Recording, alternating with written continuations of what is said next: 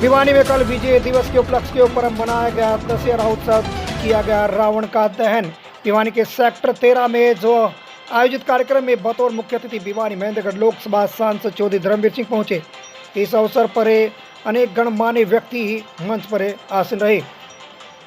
नगर परिषद के पूर्व चेयरमैन विजय पचकामा और पीसीसीआई की राष्ट्रीय अध्यक्ष सुरेंद्र लोहिया सहित अनेक गणमान्य व्यक्ति मंच पर नजर आए।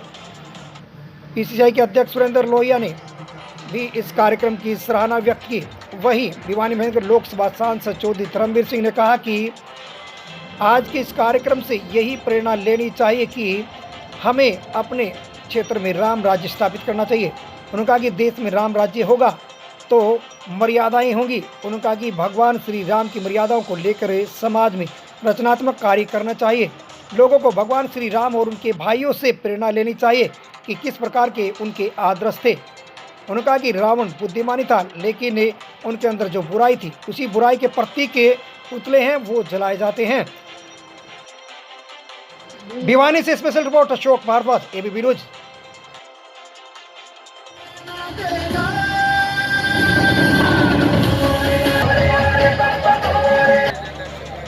प्रस्तुति इसके बाद जैसे कि राम भगवान का आशीर्वाद आपके साथ है। जल्दी से आओ बच्चों, इतना देर।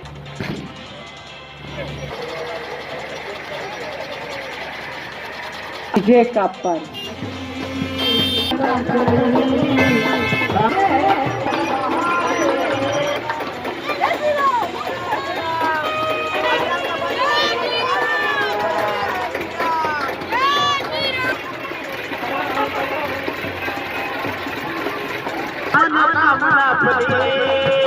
आज मनोकामना फली, श्री राम जी की सेना चली, राम जी की सेना चली। इन्होंने ठान रखी है कि सब बच्चों को इससे अवगत कराना है, सनातन धर्म से अवगत कराना है। हर आदमी केवल एक ही बात कहता है कि हे भगवान किसी प्रकार से राम राज दोबारा आए। तो कोई नहीं इतिहास को पढ़ा है और इस रामायण के माध्यम से आपका इतिहास बताता है कि जिस भी व्यक्ति के अंदर कितना हो जाएगा तो सर्वनाश, किसी घर में फूट पड़ जाए तो वो भी बड़ी से बड़ी ताकत भी धराशायी हो जाएगी। और इसी का उदाहरण देखते हुए इस देश के अंदर जहां हमारे देश में राम राज होता था, एक समय ऐसा भी आया कि दुनिया के पश्चिम के अंदर चाहे वो मिडिल ईस्ट से आए हों, लुटेरे के तौर पर आए हों, हमलावर आए हों, उन्होंने देखा कि इस देश के अंदर भाई से भाई की नहीं बनती, जैसे रावण और विभीषण की नहीं बनती थी। उसी का फायदा उठाकर इस देश को लूटा भी और फिर 1000 साल से भी ज्यादा उन लुटेरों ने इस देश को राज भी किया। इसलिए हमें इतिहास को देखना चाहिए कि इतिहास क्या कहता है।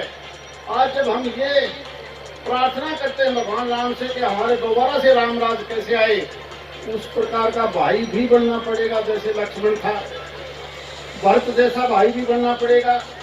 लेकिन आज क्या है, अगर कोई अपना मकान, अपनी प्रॉपर्टी, बहुत से केस देखते होंगे आप, अगर भाई को भी दे दिया, परिवार के दूसरे सदस्य सत्ता भी दूसरे को दे के चला जाए, राज भी, तो वो कहेगा तू कुछ नहीं मानता, ये सत्ता भी अब ले ली।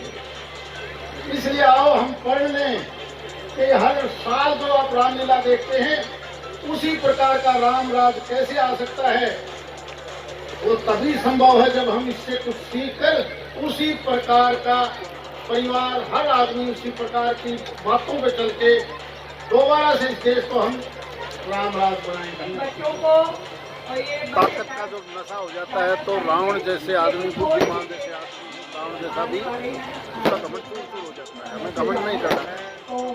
वो समय था कि हम कहते हैं राम राज कैसे आए,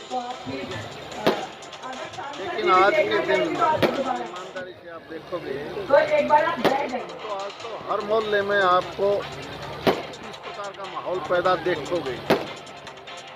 अब तो हर घर में हमने रावण पैदा कर हमारे अंदर। सबसे पहले हम रावण रूपी घमंड को खत्म करें।